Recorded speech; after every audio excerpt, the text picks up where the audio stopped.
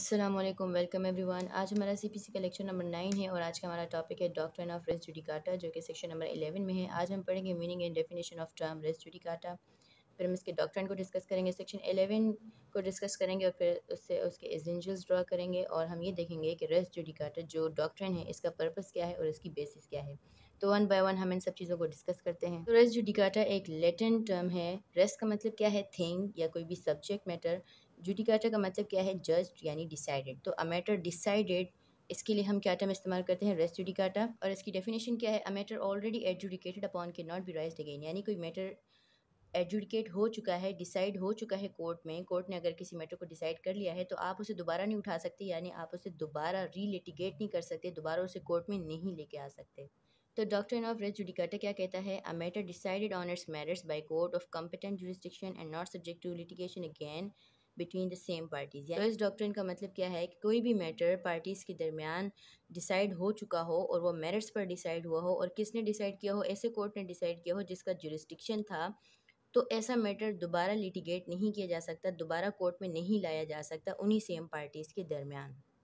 यही बात यहाँ पर भी लिखी है कि रेस जुडिकाटा का मकसद क्या है कि कोई कॉज ऑफ एक्शन या कोई भी सब्जेक्ट मैटर जो एक बार डिसाइड हो चुका है, मेरिट्स पर उससे जज कर लिया गया है, तो उसे दोबारा रीलिटिगेट नहीं किया जा सकता, दोबारा उसे कोर्ट में नहीं लाया जा सकता। फॉर एग्जांपल, ए और बी के दरमियान कोई मैटर कोर्ट ने डिसाइड कर लिया।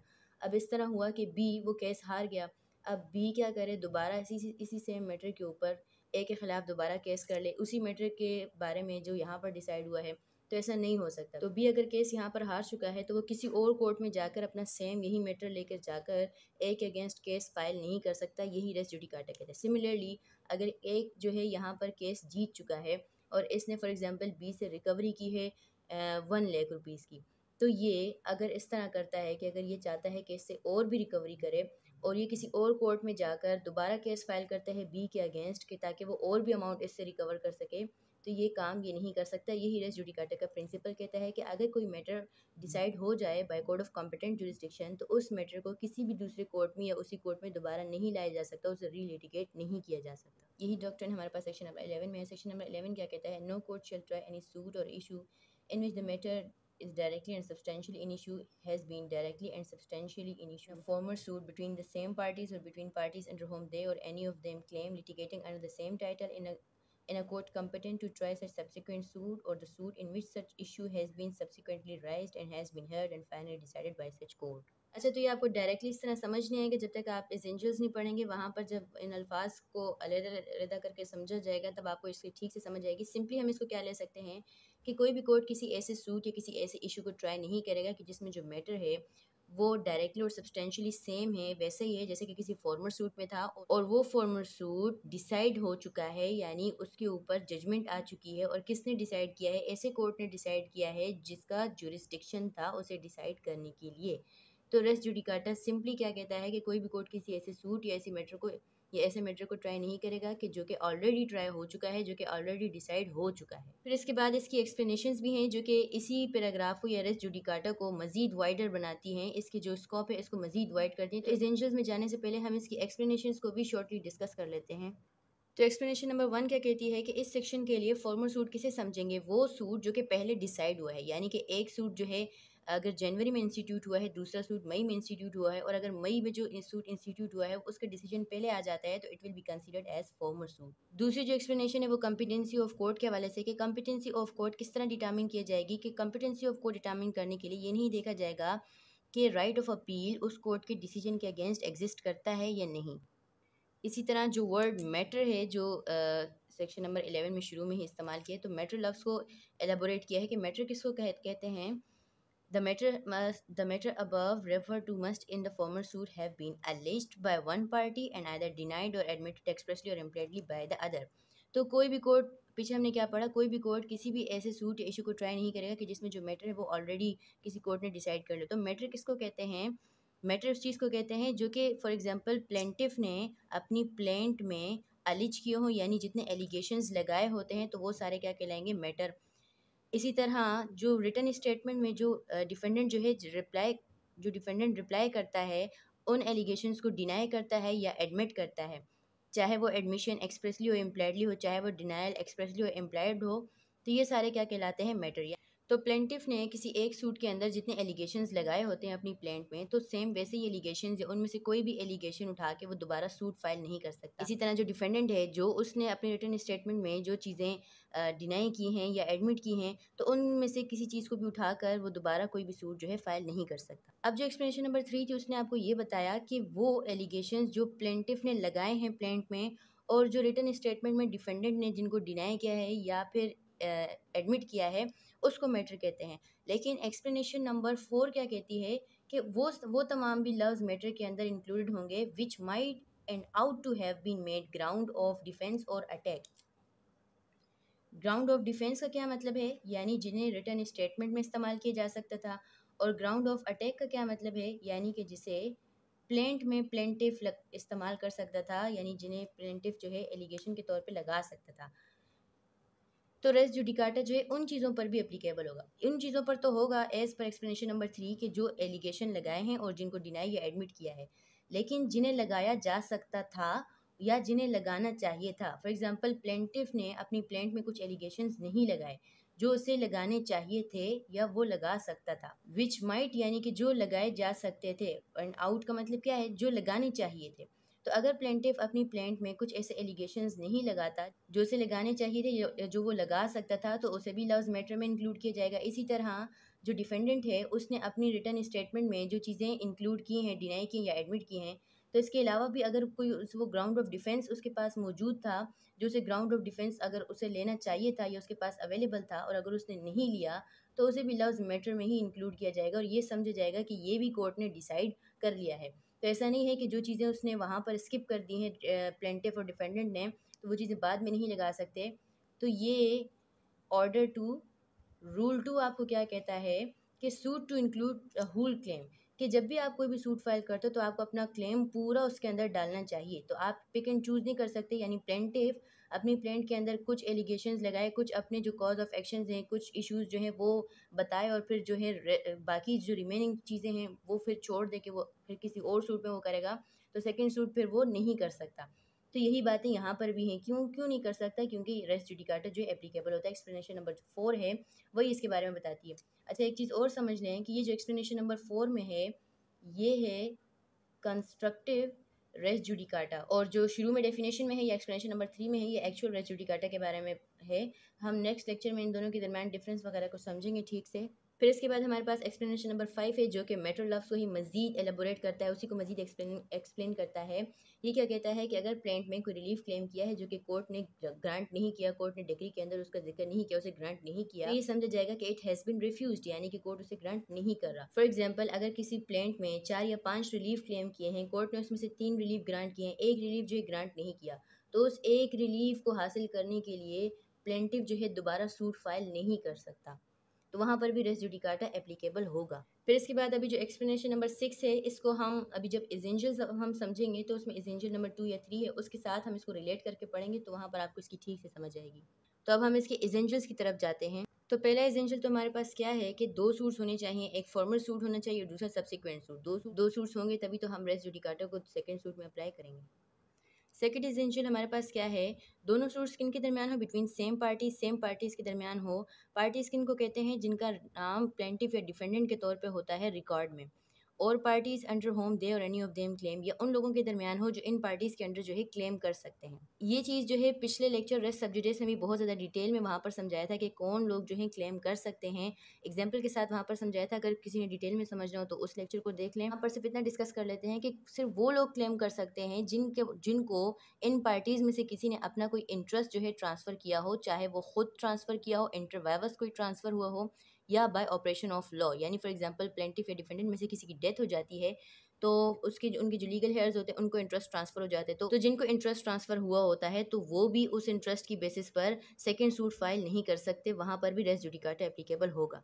इसके अलावा कौन से लोग हैं, a person represented by party, जो एक्सप्लेनेशन नंबर 6 में बताया हुआ है। पहले यहाँ भी इसको जनरल डिस्कस करते हैं, फिर एक्सप्लेनेशन नंबर जो 6 है उसको डिटेल से पढ़ेंगे। यानी कि कोई ऐसा शख्स भी दोबारा सूट फाइल नहीं कर सकता, कोई ऐसा शख्स भी सूट फाइल नहीं कर सकता सेकेंड, जो कि represented by party. For example, अगर कोई रिप्रेजेंटेटिव सूट फाइल हुआ है ऑर्डर 1 रूल 8 के तहत रिप्रेजेंटेटिव सूट फाइल ही कब होता है? When there are numerous person, जब बहुत ज़्यादा लोग हों। तो जो जितने भी न्यूमेरियस पर्सनस हैं, अब फॉर एग्जांपल जितने भी हैं 100 हैं 1000 हैं कुछ भी, तो इन और अगर वो जो सूट है रिप्रेजेंटेटिव सूट वो मेरिट्स पर डिसाइड हो चुका है, तो इन 1000 में से कोई भी शख्स कोई भी पर्सन जो है वो उस मैटर के ऊपर यानी जिसकी बेसिस पर रिप्रेजेंटेटिव सूट फाइल किया था उस मैटर को लेकर नया सूट फ्रेश सूट जो है यानी अगर वो मैटर जो ऑलरेडी डिसाइड हो चुका है तो ये रिप्रेजेंटेटिव सूट में जितने लोगों को रिप्रेजेंट किया है तो उनमें से कोई भी शख्स जो है आकर फ्रेश सूट फाइल नहीं कर सकता, नया सूट फाइल नहीं कर सकता। तो ये लोग भी बार होंगे सेकंड सूट फाइल करने से। Where person litigate bona fide in respect of public right or a private right claimed in common for themselves and others, all person interested in such right shall for the purpose of this section be deemed to claim under the person so litigating। तो अगर कोई भी person यानी एक से ज़्यादा where person litigate कोई litigation करते हैं यानी कोई रिप्रेजेंटेटिव सूट फाइल करते हैं बोनाफाइड यानी कि अच्छी नीयत के साथ, फ्रॉड वगैरह कमिट करने के लिए नहीं, किससे रिलेटेड, किसी पब्लिक राइट से रिलेटेड या किसी प्राइवेट राइट से रिलेटेड, तो जितने लोग भी उस राइट में इंटरेस्टेड होते हैं तो ये सूट जो है समझा जाएगा कि उन सब की तरफ से फाइल किया गया है और उनमें से कोई भी शख्स जो है उस मैटर को दोबारा रीलिटिगेट नहीं कर सकता, उस मैटर के बेसिस पर कोई भी लिटिगेशन दोबारा से शुरू नहीं कर सकता। ठीक है, तो ना ही वो सेम पार्टीज या प्लेंटिफ जो यानी जो प्लेंटिफ और डिफेंडेंट है और ना ही वो लोग जो इनके अंडर क्लेम कर सकते हैं और ना ही कोई भी वो शख्स जो कि रिप्रेजेंटेड बाय अ पार्टी है यानी किसी रिप्रेजेंटेटिव सूट में जिन लोगों को रिप्रेजेंट किया है तो उनसे भी कोई भी शख्स जो है सेकंड सूट फाइल नहीं कर सकता। थर्ड एसेंशियल हमारे पास क्या है? द पार्टीज एज अफोरसेड यानी इनमें से कोई भी parties must have been litigating under the same title in the former suit. तो उनका टाइटल जो है सेम होना चाहिए दोनों सूट्स में। टाइटल किसको कहते हैं? लीगल पर्सनैलिटी को कहते हैं, यानी कि उस शख्स की लीगल पर्सनैलिटी क्या है, क्योंकि एक पर्सन एक से ज़्यादा एक वक्त में टाइटल रख सकता है। फॉर एग्जाम्पल ए ने सूट फाइल किया बी के खिलाफ, ए ने बी से रिकवर किए हैं 10,000 रुपीज़। अब ये ए ने किस तरह फ़ाइल किया? अपनी पर्सनल कैपेसिटी में। फॉर एग्जांपल बी से किसी और शख्स ने भी रिकवरी करनी थी, फॉर एग्जांपल सी ने रिकवरी करनी थी, सी ने सूट फाइल करना है बी के ख़िलाफ़, लेकिन सी क्या करता है? ए को अपना रिप्रेजेंटेटिव बनाता है और ए से सूट फाइल करवाता है बी के ख़िलाफ़। कितने रिकवरी के लिए? उतनी ही रिकवरी है 10,000 रुपीज़। तो यहाँ पर ए किस तरह सूट फाइल कर रहा था? अपनी पर्सनल कैपेसिटी में। यहाँ पर उसकी लीगल पर्सनैलिटी क्या थी? वो खुद था, पर्सनल कैपेसिटी में वो सूट फाइल कर रहे हैं। लेकिन यहाँ पर जो रिकवरी वो किसी और के लिए कर रहा है तो ये क्या है? रिप्रेजेंटेटिव कैपेसिटी में वो फाइल कर रहा है, तो यहाँ पर इसका टाइटल और है, he will be considered as different person. तो अगर इस तरह का सूट होगा तो फिर सेकंड सूट बार नहीं और इसको हम सेकंड सूट नहीं करेंगे, कहेंगे ये एक अलग सूट है। तो ये चीज़ ज़रूरी है कि टाइटल पर्सन का सेम होना चाहिए, यानी कि फॉर एग्जांपल एक सूट ए ने फाइल किया बी के खिलाफ 10,000 रिकवर करने का और फिर बी ए चला जाए दोबारा कोर्ट में बी के खिलाफ दोबारा से 10,000 रिकवर करने के लिए, तो एक बार रिकवर कर चुके हैं दोबारा उससे रिकवर नहीं कर सकता। तो अगर सेम टाइटल की बेसिस पर पार्टीज रिकवर करना चाहती हैं, सेम टाइटल की बेसिस पर दूसरा सूट फाइल किया जाएगा तो वहाँ पर रेस जुडिकाटा एप्लीकेबल होगा। उसके बाद फोर्थ कंडीशन हमारे पास क्या है? The court trying the former suit, वो कोर्ट जिसने फॉर्मर सूट को ट्राई किया है, हैव बीन कम्पिटेंट, वो कम्पिटेंट होना चाहिए टू ट्राई से सब्सिक्वेंट सूट, यानी जो सेकंड सूट फाइल किया गया है सब्सिक्वेंट सूट उसको ट्राई करने की उसको ट्राई करने की कम्पिटेंसी होनी चाहिए उस कोर्ट की जिसने फॉर्मर सूट ट्राई किया है। यानी कि अगर इस तरह का सूट उस कोर्ट में लेकर आया जाता, ये सूट अगर उस कोर्ट में लेकर आया जाता तो वो कोर्ट इस मैटर को डिसाइड कर सकता था। और क्या है हमारे पास? और the suit in which such issue has been subsequently राइज्ड।